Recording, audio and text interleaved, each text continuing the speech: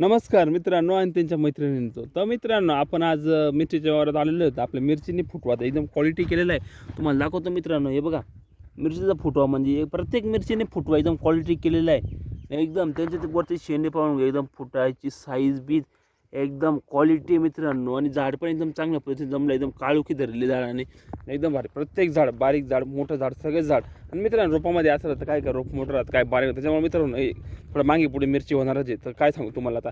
आणि जाड बलराम मिरची आहे मित्रांनो. आपल्या तिच्या खालच्या साईडला मित्रांनो आपण टमॅटो लावलेले. टमॅटो अथर्वचे मित्रांनो, तिने एकदम क्वालिटी फुटवा केलेला आहे. आणि तुम्हाला प्रत्येक दाखवलं ड्रिचिंग आपण केलेलं आहे. त्याच्यानंतर प्रत्येक गोष्टी मित्रांनो.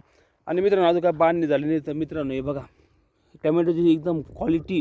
आणि आता सूर्यप्रकाश या साईडला गेला आहे म्हणतात मावा त्या साईडला, तर त्याच्यामुळे झाड एकदम पिवळं सूर्याच्या प्रकाशाने पिवळं दिसत आहे मित्रांनो.